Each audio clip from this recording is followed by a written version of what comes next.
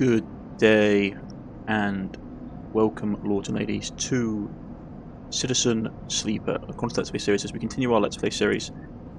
Now, in the last episode we got the last piece of data we needed for this, so we can start the action, hand it over to him. Okay, here we go. Action completed. So his wheel is filled up, which should trigger the next phase in that.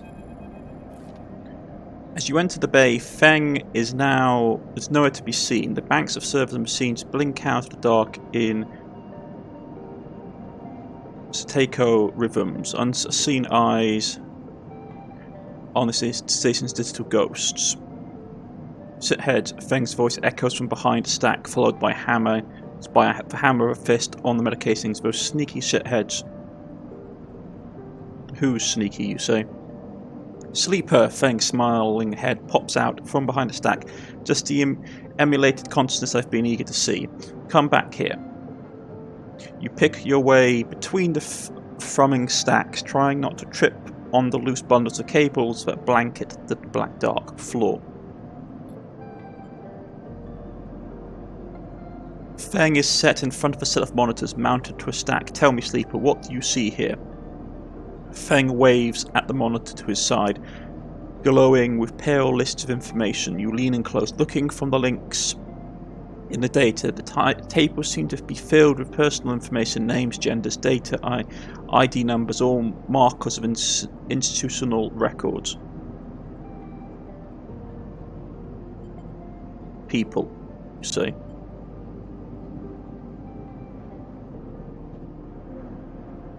But whose people? Solheim. Bingo, he taps at the terminal. I pulled these from the old data you brought in, all employees of the Eye's original owners, and he leans past you and scrolls the list down. This one, this sneaky shithead, he stabs at the screen with a finger. The name reads, Harden Hurst. Friend of yours, you say? Feng gives you a sideways look. Funny you should say that, Sleeper. He drags a stool out beside him and motions for you to sit. There just so happens to be a Harden Hurst in Havenedge. He waits for your reaction. In Havenedge? That's it. He's right there on the station now. Fenn leans back in his chair. Just think about it. Decades ago, Harden worked on the station as a... Fenn leans across to look at the monitor. Senior Strategic Operations Executive. Feng raises an eyebrow at you. Our Harden was keeping the money coming in for Solheim. He definitely defined priority growth initiative by making sure the extractors they contracted out to were hooked into a system that outsourced all the risk and kept the profit. Good old Harden settled thousands of Palladium Rust workers into an infrastructure which meant that the cut of the work they did went straight back to Solheim. How do you know this, you say? I grew up here, Sleeper. This is my history.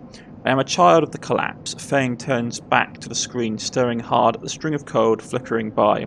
Before I was born, my parents were Solheim contractors. They ate in Solheim canteens, worked on Solheim ships. They breathed Solheim air and slept in Solheim beds. Feng's voice raises as he speaks, his hands fists on the terminal edge. And the work that paid for their existence, the cycles of hard extraction out in the belt, Solheim took their cut. This was a company town, so to speak. My parents were just another in a long line of freelance contractors willing to risk their lives for a sort of anything other than poverty. Disposable. This guy, stabbing at Harden once again with a finger, strategized all of that. Did the sums and then some. Thousands of cycles later, it's still going, still here, crawling in the walls like some shithead snake. He survived the revolution. But how, you say? These guys were big time. That's a lot of money it can get you if you are a company man. Feng relaxes a bit. But how is Harden still kicking? I really don't know. He turns to you and smiles. So we're going to find out. Harden is now a big shot in the shipyards, just a few degrees back around the eye from here. Feng brings up a map of the lower eye. Havenheads might be born out of Erlin's revolutionary zeal, but a flat hierarchy it is not. Harden happened to float to the top. Feng zooms in on the far yards. The thing is, I don't have access to those systems. The shipyard crew is pretty paranoid, and they don't like anyone from systems digging around in their stuff. Plus, we need more than just a name of a Solheim executive. We need proof. Feng held up a thumbnail-sized drive. That's where this little creation of mine comes in. I call it the Ripper Worm. He turns the drive between his fingers. It'll rip through any digital storage and spin out a silken thread of filtered data. This one is set on the scent of Hardenhurst. He hands it over. Getting into the compound might be tricky. Feng puts a hand in her shoulder, but you, however, have a particular knack for remote access.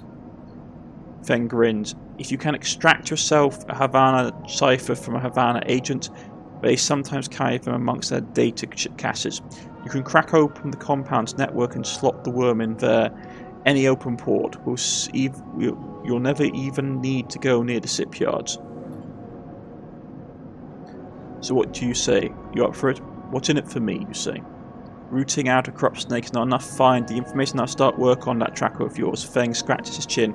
And anything the worm gets, it will send back here to me. There's something wrong here, and I aim to get to the rotten core of it. You leave Fang digging through the data amongst the wires and machines of the outstation. As you walk out, you try to imagine the IA as it once was, a vast machine running smoothly, strongly directed by people like Hayden. A vast Solheim-built machine in which thousands poured from the surrogate systems, looking for a new life. The hope of a better future, engineered to line someone else's pockets. It's an idea you are intimately familiar with. You think Hayden's still alive, still part of this place, and wonder if the past has ever truly passed. Okay, so we need to get a Solstheim securities chip. Keynode. Avant-garde. So what is exactly that we need to get? We need to survive. Let's see. Building a ship mind. That's fine. Sibyl tracker.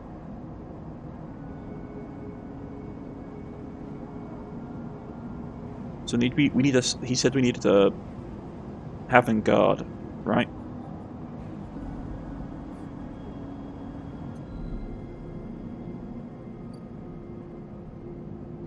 Yeah, he said avant-garde. Unfortunately, we're not getting through that with what we have. Avant-garde agent, perhaps? No. No, we haven't got the right things for that. Okay. So, we need to get some stuff done. He's almost finished on that. Let's throw this in here for a crit success.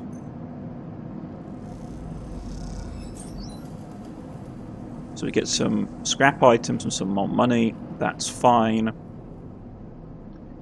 We haven't got the money for that. Casino, maybe. We could investigate the station. It's risky.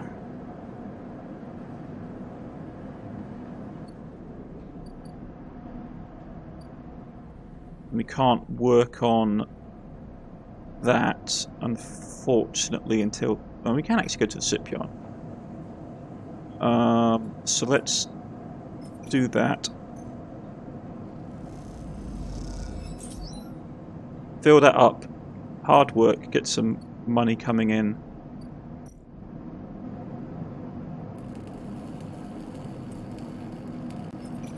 Get that 100 success rate.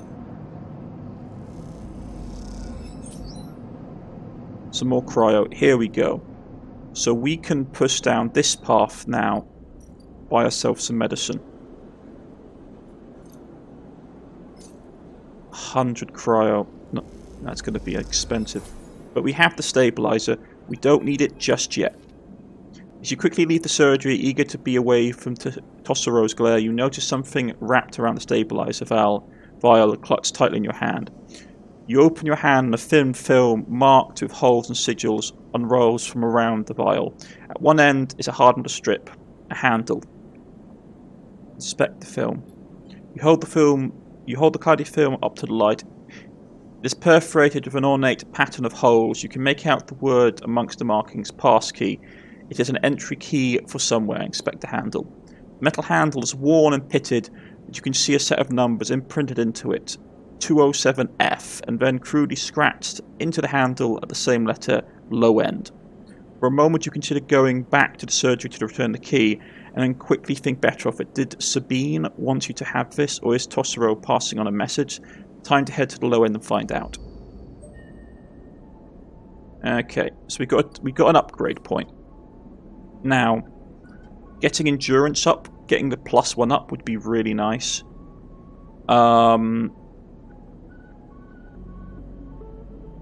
Would means we get better rolls on certain things, or we can start going down the predictive reasoning to get to the instant karma. But I think I will straight up get the bonus, and then we'll go down here, get these two up, and then we'll start working on the later things. Okay. So to get through there, we need to get money to get into the next ward, because that isn't going to help us at all otherwise. Okay, but first we need to rest, and the hunter is still on his way. We've got 3 cycles. Okay.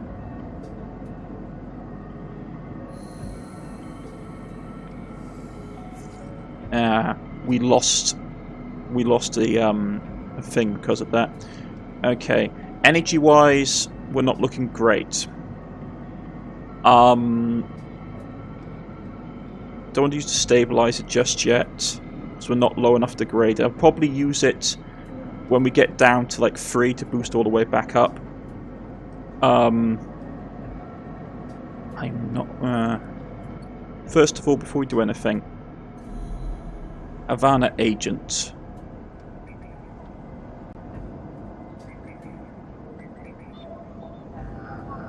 That's a keynode. Keynode.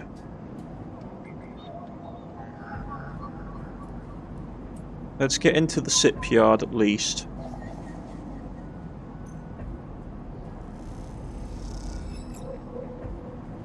Okay, so we got an encryption key.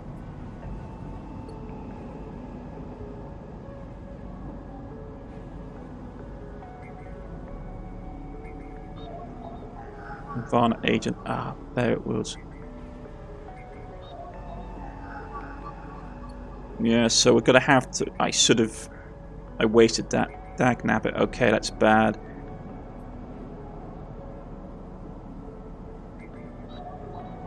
Could we use an encryption key?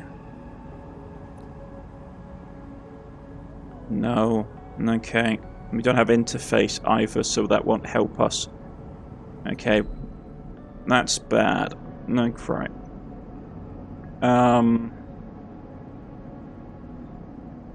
We haven't got a ton of energy, unfortunately. And I wasted that. 50-50. Let's see what we get. That's fine. Okay, so we're back up to full strength. Ship is gone. And we need supplies.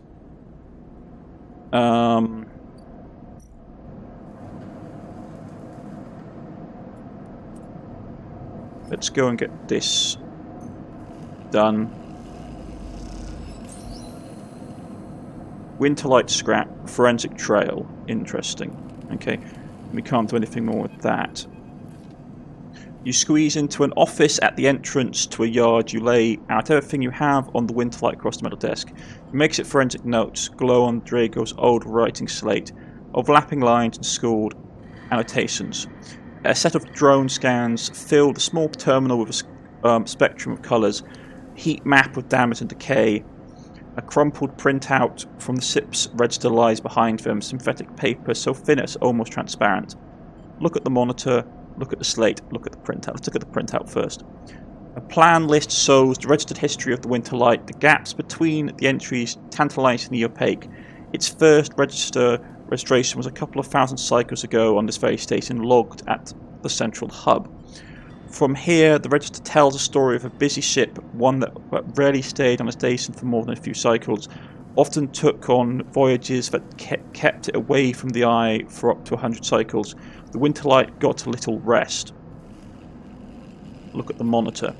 Failed reactor failure, that is the verdict that everyone would have returned after a cursory glance at that stacked heat maps of the remains of the Winterlight.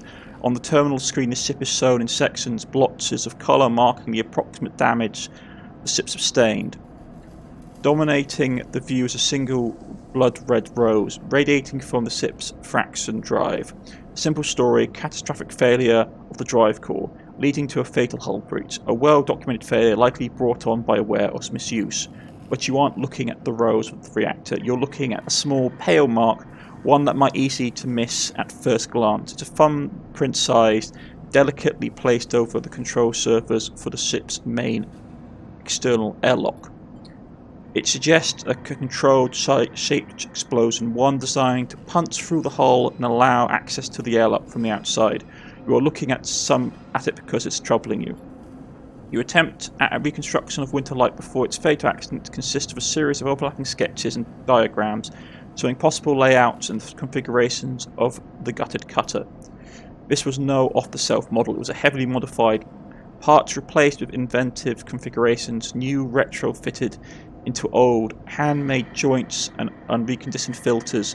This was someone's pride and joy, a lifetime project kept running with care and intuition.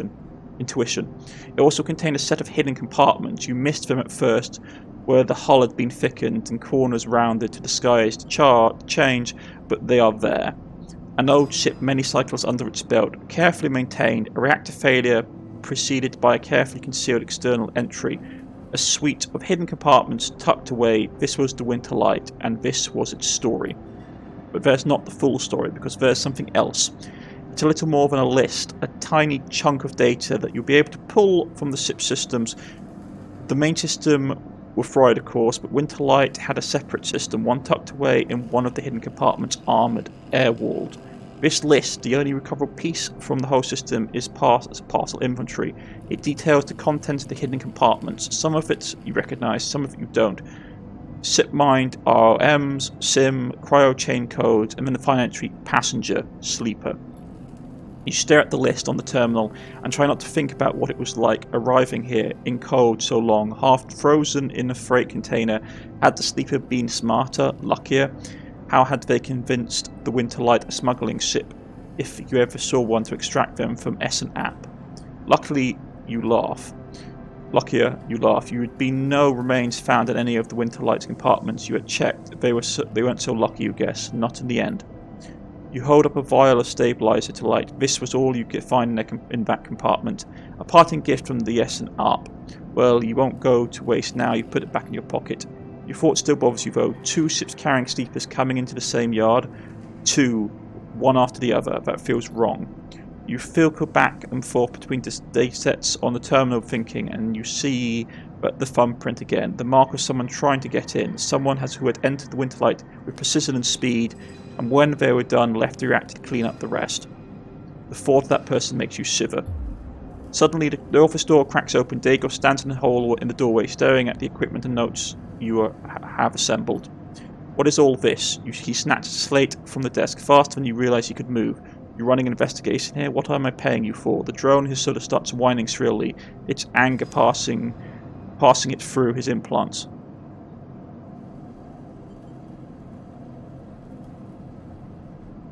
Where was the ship from? Are you hiding something? Stay silent.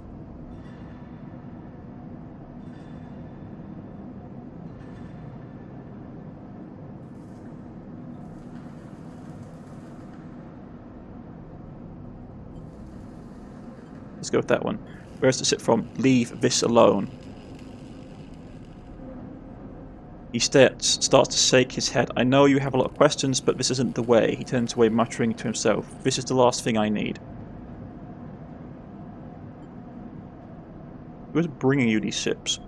Dago freezes, suddenly angry. Why are you asking? You're looking to get us both killed? We cut things up. That's our part. their part is something I don't want to know. Drago seems to steady himself and then turns back to you. The heat map of the reactor failure reflecting in headset glassy eyes. I've given you a place to stay, I've given you work. Ivy stumbles over the words, unsure what to say. There's plenty of others who would have not sold on you, turned you in. But me, no. I know, you say. He softens. Look, you've helped me too. He quiets the drone. I've done you well by you, and you've returned the favour. He straightens up and clears his throat. But this obsession you have with this ship isn't going to work for me. I can't have you making my clients nervous.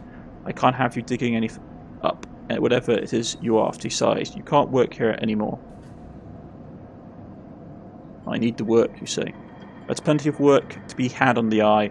Salvagers need offloads to the Rotunda, and Yatagan is always looking for a crew. I'm not the only show in town. Dragos reaches across you and flicks off the terminal.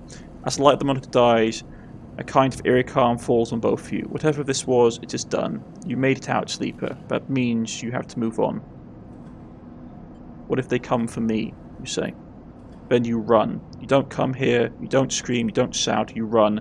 In the dark, Dragos' headset glints, and you wish for a moment you could see his eyes and meet them. Maybe then he would understand. You get up from your desk and Dragos gathers the note, shuffles them into a pocket of his overalls. He holds the door for you, his headset expressionless as always. You can stay in the container, I won't take that from you. Don't come back. His tone is final, defiant, with an edge of disappointment. You walk out of the office and then out of the yard, not stopping to look back. You leave the yard, fumbling the vial in your pocket, knowing that this at least generates you a little bit more time. And as you walk, your mind once again drifts to that person who killed the Winter Light, and whether or not that person will come for you. And we get an upgrade point for finishing the story. Okay, so with that done, I am putting that straight into intuition. Get that buffed. We can see dice accents in advance. Fantastic. We still have a little bit of money left. We've got some things, so we've got a couple of choices. We can go to the Rotunda, and we can actually try and explore the Rotunda, which actually would be nice, or we can go down to the shipyard and start to get... Okay, so energy condition. Let's go with energy because energy is easy to get replaced. So let's do that. With +1, a bit quick success, get a bit of money, and we finish the yard hand situation completed, which is good. With that done, administration, Lem and Mina work hand and daughter, unit assembly. Let's go with Lemmy and Mina. From the walkway, the sidereal horizon looks impossibly vast. A landscape of plating and frames. All along her flanks, torches flicker, drones maneuver, arc lights glint. The sense of scale of industry is both stunning and strangely unsettling. From a walkway, the sidereal... Sorry. She's quite beautiful, I think, says the man. You turn to see a figure a little way down the walkway, leaning at the rail. He is thin, ragged, his work gear poorly fitting and loose. The torches of the sidereal horizons flicker in his eye as he turns to you. Lem. He leans back from the rail and revealing a child standing beside him, staring out at the ship. And this is Mina, he adds with a smile.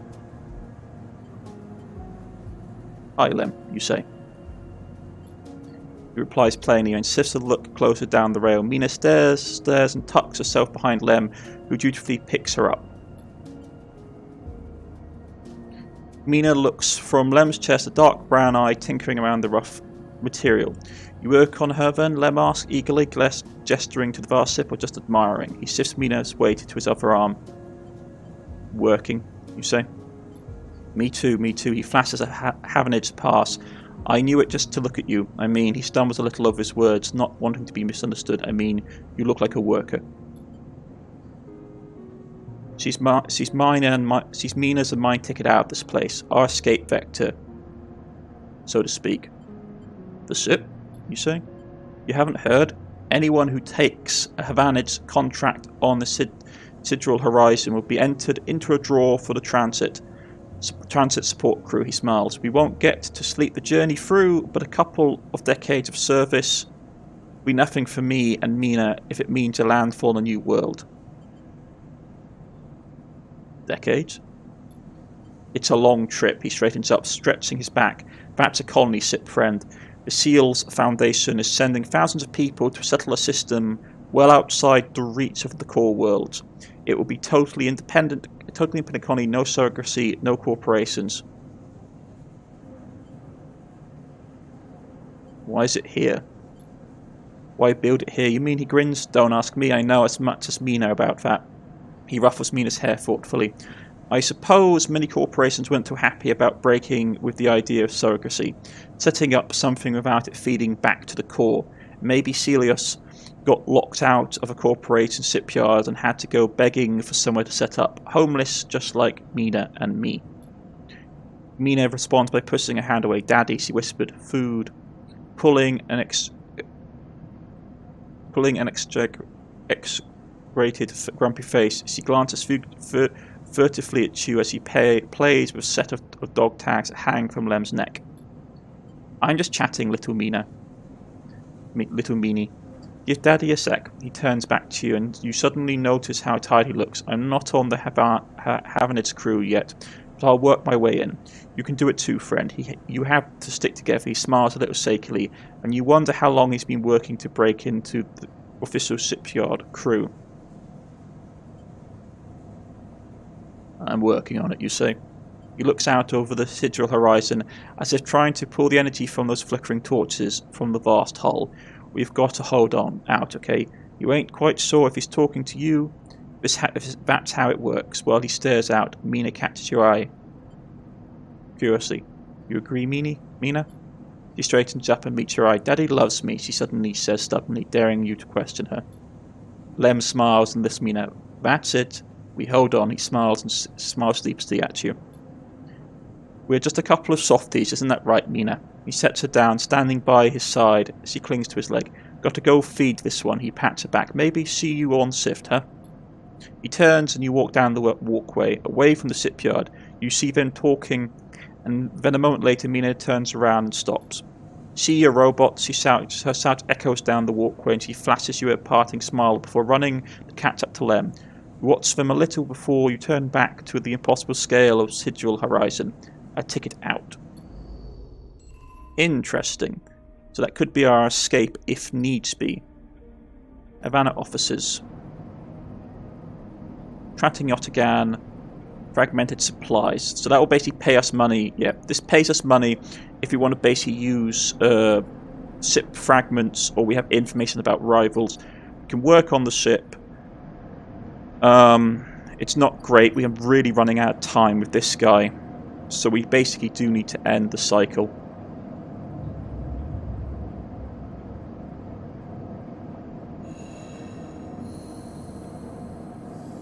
Okay. So, what do we need to get? Where's the agent? Did he leave? Havana agent. It's still a 2. This sucks. Okay. That's really bad, because I'm in a host of trouble. You can't haggle for prices. Yeah. We haven't got enough money to buy ship parts. Okay. We are in a bit of a rough state, not going to lie. I suppose first things first. Let's get this going.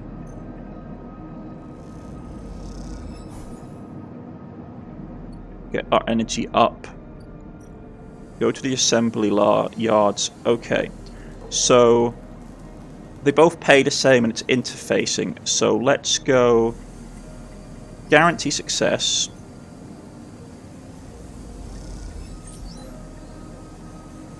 Can't do a lot, unfortunately. Okay. So this will boost that up.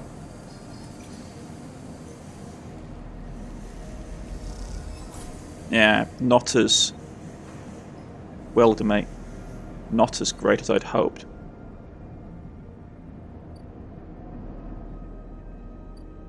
Okay.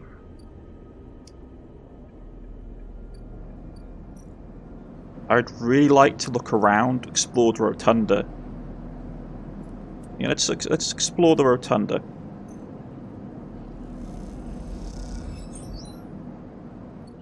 Okay.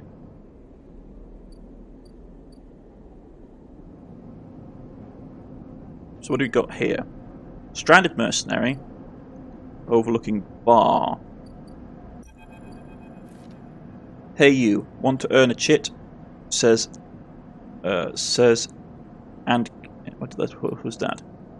Antika stands beside a huge pile of tied together hull plates. He stretches out her back. Her soda's bugging beneath her flight suit. Make it 2, you say. Anita laughs. This goddamn station, she sighs and pinches the bridge of her nose. Alright, come here then. You cross the docking concourse as she begins to split the plating into 2 bundles. What is it with this place, she asks, as she angrily lasses the massive plates together. Everyone wants their cut. She straightens up to an impossible height, her armour plate creaking, and looks you up and down. Or is it just that you all think I'm an easy mark? You all need to survive, you say. Anita softens. I get it, I do. She shakes her head. But if I could get just one cycle without some jump up grifter trying to take me for an idiot, then that would be nice. Anita knocks 1 bundle of plating onto her soda. Come on, then, enough chat. Got to earn these chits. You struggle to solder the plates, but you do eventually. And Anita gives you a look, sips her sway. She sets off down a gantry to impress her speed. As you catch up to her, she turns down a passageway, pushing through a small crowd of stevedores. What is all this? You ask. Oh, this? She nods at the plating on her back. I'm building a tree house. She gives you another of her looks. It's from the ambergris. They cut you to make. So it's for the ambergris. That cut you make that cutter that you might have been sitting silently out there. She rapidly turns around a corner as you trail behind. She got cut up pretty bad on our last job, and I need to moor up here for a spell. But since then, it's only gotten worse. Someone's got in and sliced a core from my ship mind. So now she's gone dark. She shifts a panel on her soda. The upshot is that I'm short 1 ship mind, with a ton of repairs to do, and the rest of the crew signed off the moment they got wind I'd been stranded. So yeah, it's been a time. Sorry to hear it, you say. Yeah, I've seen worse, but I'm bleeding chits every cycle here, so I need to get off. And fast. Anita swings the plates from her back, almost knocking you over in the process. This is me. She hurls the 2nd bundle off your soda. You're the first person I've met here who might actually be considered helpful. She pauses, chewing her bottom lip. Look. You want help? Yes, you want to help. You come see me. I need a hand putting Amber back together, and you don't seem like the type to try anything stupid. She passes a bundle of plates through the ambergris's outer lock and then turns back. Just don't go spreading all this around. She throws you a couple of chits. She gives you a parting nod and ducks through the hallway. All right, get out of here, she calls, and you looks and the lock slams shut. Okay. So we can try and rewrite a drone. Engineering tasks. Okay, so that's another story arc. And this is... Well, she was talking about her, like, the sort of, like, buy ship mind fragment, but we need 60 for that. And you have a limited supply. But I do know, from a little bit of tinkering, is that we can put the ship mind back together, I believe, eventually. But we can do overlooking the bar. We can buy rations, get a drink.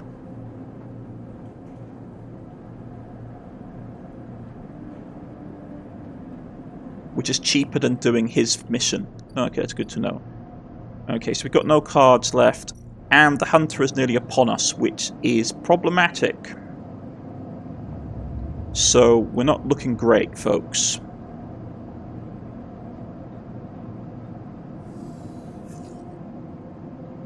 Okay. We got a 2. That's what we need. Hopefully this is all we need to get the agency code. Havana agency code. Okay. Extract what we need. Okay. Go to Havana. Start the action. Okay.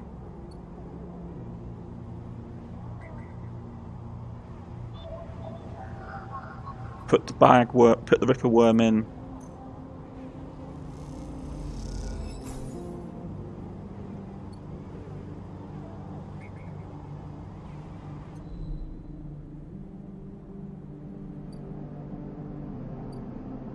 Oh, he's going to take time. Oh, we're out of time.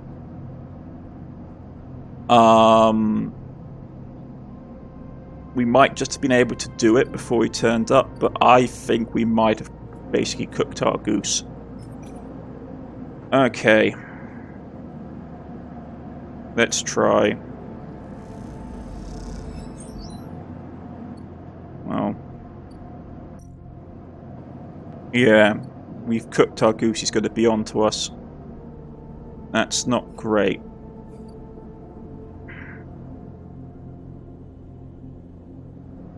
Not great at all. Haha. I was hoping to avoid this filling up. Oh dear. We can explore the rotunda if we want. We can do a bit more work down here. We may actually have to get this going because we may have to actually flee for our lives, which is always fantastic. Welder's mate, that turned up. Fantastic. Come on, 50-50 chance for crit success. There we go. Got some extra money. We're probably going to have to use a charge to get our health back.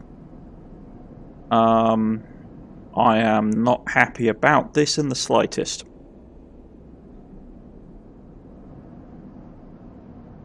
Okay.